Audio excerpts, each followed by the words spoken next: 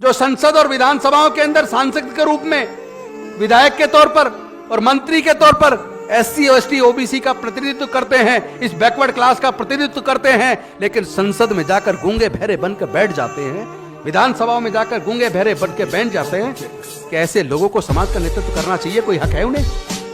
SC ST OBC के 300 से ज्यादा सांसद होने के बावजूद जातिगत जनगणना नहीं करा पा रहे। शर्म की बात है। जो लोग समाज की लड़ाई को ना लड़ सके उन्हें नेतागिरी छोड़ देनी चाहिए।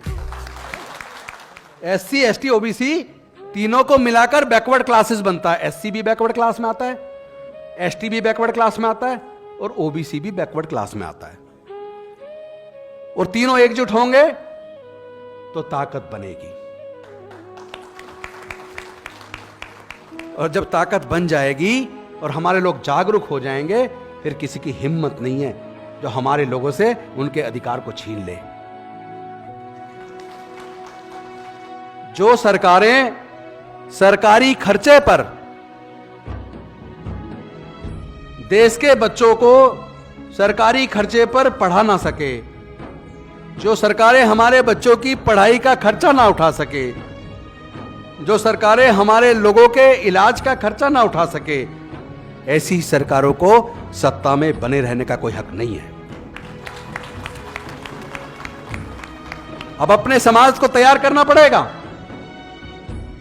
इन्होंने इनडायरेक्ट तरीके से धीरे धीरे एक तरफ हमारे लोगों से महंगी करके शिक्षा को छीन लिया और दूसरी तरफ सरकारी संस्थानों को धीरे धीरे बेच दिया, प्राइवेटाइज कर दिया। और जो भी सरकारी संस्थान बिक गया, चाहे वो बैंक को हो, चाहे वो पेट्रोलियम कंपनियां हो, चाहे वो गैस कंपनियां हो, चाहे वो एयर इंडिया हो, चाहे वो रेलवेज हो, जो चीज बिक जाएगी वहां एससी एसटी ओबीसी का रिजर्वेशन खत्म हो जाएगा। और वो इन्होंने कर दिया। फिफ्थ पे कमीशन में, क्योंकि एससी एसटी ओबीसी के ज्यादातर लोग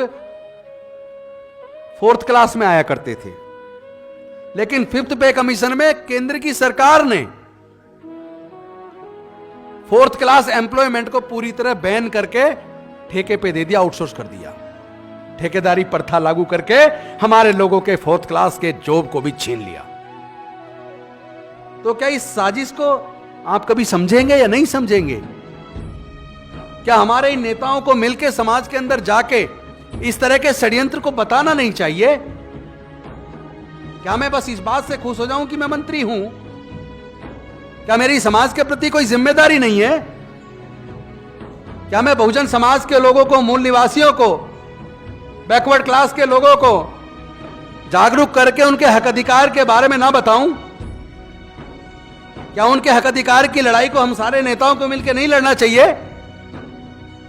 जो लोग समाज की लड़ाई को ना लड़ सके उन्हें नेतागिरी छोड़ देनी चाहिए। जो लोग समाज का नेतृत्व कर रहे हैं